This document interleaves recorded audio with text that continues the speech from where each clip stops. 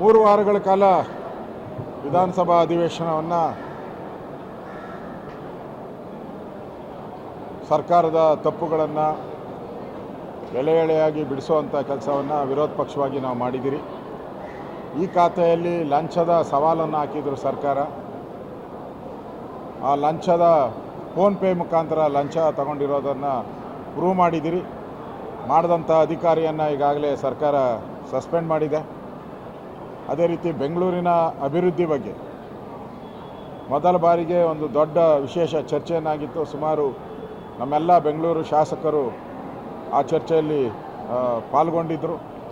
ಅದೇ ರೀತಿ ಬಡ್ಜೆಟಲ್ಲಿ ರಾಜ್ಯ ಸರ್ಕಾರ ಮಾಡಿರ್ತಕ್ಕಂಥ ಸಿದ್ದರಾಮಯ್ಯನವರ ಬಡ್ಜೆಟ್ ಸಾಲದ ಕೂಪದಲ್ಲಿ ಇಡೀ ರಾಜ್ಯದ ಜನತೆ ಮೇಲೆ ಸಾಲದ ಹೊರೆಯನ್ನು ಏರಿಸಿರೋದ್ರ ಬಗ್ಗೆ ಸರ್ಕಾರ ಮಾಡಿರೋ ತಪ್ಪುಗಳನ್ನು ಎಳೆ ಎಳೆಯಾಗಿ ಬಿಡಿಸಿದ್ದೀರಿ. ನಾವು ಕೂಡ ಸರ್ಕಾರ ತಪ್ಪುಗಳು ಒಪ್ಕೊಳ್ಳೋ ರೀತಿ ನಮ್ಮ ಹೋರಾಟ ವಿಧಾನಸಭೆಯಲ್ಲಿ ಈ ಅಧಿವೇಶನದಲ್ಲಿ ಭಾಳ ಯಶಸ್ವಿಯಾಗಿದೆ. ಅದೇ ರೀತಿ ಫ್ಲೈಯಿಂಗ್ ಸ್ಕೂಲ್ ಜಕ್ಕೂರು ಫ್ಲೈಯಿಂಗ್ ಸ್ಕೂಲನ್ನು ಪರಭಾರೆ ಮಾಡೋಕ್ಕೆ ಹೊರಟಿದ್ರು. ಅದನ್ನು ಕೂಡ ನನ್ನ ಹೋರಾಟ BJPಯ ಹೋರಾಟದ ಫಲವಾಗಿ ಇವತ್ತು ಫ್ಲೈಯಿಂಗ್ ಸ್ಕೂಲು ಸಹ ಉಳಿದಿದೆ. ಅದೇ ರೀತಿ ಫಾರೆಸ್ಟ್ ಜಮೀನು ಸಂಬಂಧಪಟ್ಟಂತೆ ಒತ್ತುವರಿ ಆಗಿರೋದನ್ನು ಬೆಂಗಳೂರಲ್ಲಿ ಉಳಿಸ್ಕೊಬೇಕು ಅನ್ನೋದ್ರ ಬಗ್ಗೆನೂ ನಾನು ಇವತ್ತು ಚರ್ಚೆ ಮಾಡಿದ್ದೀನಿ. ಅಂದರೆ ಈ ಅಧಿವೇಶನದಲ್ಲಿ ನಾವು ಫ್ಲೈಯಿಂಗ್ ಸ್ಕೂಲು ಉಳಿಸಿದ್ದೀರಿ. ಅದೇ ರೀತಿ ಈ ಖಾತೆಗೆ ಲಂಚ ಏನು ತಗೊತಾ ಇದ್ರು ಅದನ್ನು ತಡೆಗಟ್ಟುವಂಥ ನಿಯತ ಮಾಡಿದ್ದೀರಿ. ಅದೇ ರೀತಿ ಮೈಸೂರು ಸಿಲ್ಕ್ ಫ್ಯಾಕ್ಟ್ರಿ ಏನಿದೆ ಅದನ್ನು ಉಳಿಸುವಂಥ ಹೋರಾಟದಲ್ಲೂ ಕೂಡ ನಾವು ವಿಧಾನಸಭೆಯಲ್ಲಿ ಹೋರಾಟ ಮಾಡಿದಿರಿ. ಟಿ ನರಸೀಪುರ ಅದನ್ನು ಕೂಡ ಸರ್ಕಾರ ತಪ್ಪಾಗಿದೆ, ನಾವು ತಿದ್ದುಕೊಂತೀರಿ, ಇನ್ನು ಮುಚ್ಚಲ್ಲ ಅನ್ನೋ ಮಾತನ್ನು ಹೇಳಿದ್ದಾರೆ. ಅಂದರೆ ಈ ಎಲ್ಲ ವಿಚಾರಗಳು ಇವತ್ತು BJPಗೆ ತಾರ್ಕಿಕ ಅಂತ್ಯಕ್ಕೆ ನಾವು ತೆಗೆದುಕೊಂಡಿದ್ದೀವಿ. ಈ ಅಧಿವೇಶನದಲ್ಲಿ ಏನೇನು ವಿಚಾರ ಚರ್ಚೆ ಮಾಡಿದಿರೋ ಎಲ್ಲವನ್ನು ತಾರ್ಕಿಕ ಅಂತ್ಯಕ್ಕೆ ತೆಗೆದುಕೊಂಡೋಗಿ ಸರ್ಕಾರವನ್ನು ಇಕ್ಕಟ್ಟಿಗೆ ಸಿಕ್ಕಿಸುವಂಥ ಕೆಲಸವನ್ನು ಮಾಡಿದ್ದೀರಿ.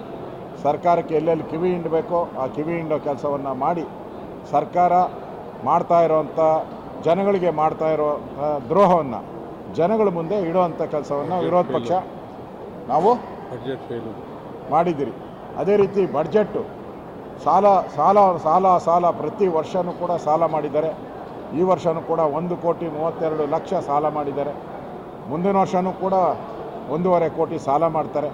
ಅಂದರೆ ಈ ಸರ್ಕಾರ ಸಾಲ ಮಾಡೋದರಲ್ಲಿ ನಿಸ್ಸೀಮರು, ಅಭಿವೃದ್ಧಿ ಮಾಡೋದಲ್ಲಿ ಶೂನ್ಯ ಅನ್ನೋದನ್ನು ಸ್ಪಷ್ಟವಾಗಿ ವಿಧಾನಸಭೆಯಲ್ಲಿ ಪ್ರತಿಪಾದನೆಯನ್ನು ಮಾಡಿದೆ.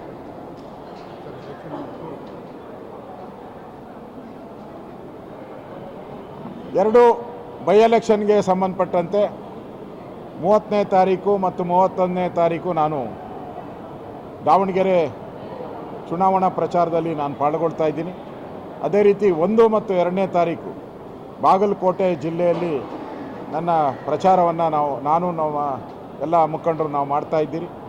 ಅದಾದಮೇಲೆ ಮತ್ತೆ 2, 3, 4 ದಾವಣಗೆರೆಯ ಪ್ರಚಾರವನ್ನು ನಾನು ಶುರು ಮಾಡ್ತಾ ಇದ್ದೀನಿ. ಈಗಾಗಲೇ ಪಾರ್ಟಿನೂ ಕೂಡ ಇದಕ್ಕೆ ಸಂಬಂಧಪಟ್ಟಂತೆ ನನ್ನ ಪ್ರವಾಸದ ಬಗ್ಗೆ ಈಗಾಗಲೇ ಮಾಹಿತಿಯನ್ನು ತಗೊಂಡಿದ್ದಾರೆ. ಅಲ್ಲೂ ಕೂಡ ಈ 2 ಚುನಾವಣೆಯಲ್ಲಿ BJP ಗೆಲ್ಲುವಂಥದ್ದಕ್ಕೆ ನಮ್ಮ ಇಡೀ BJP ತಂಡ ಒಟ್ಟಾಗಿ ನಾವು ಕೆಲಸವನ್ನು ಮಾಡ್ತೇವೆ. ಇನ್ನಷ್ಟು ಹೆಚ್ಚಿನ ಮಾಹಿತಿಗಾಗಿ ಫಾಲೋ ಮಾಡಿ ಬ್ರಿಗೇಡ್ ನ್ಯೂಸ್ ಕನ್ನಡ.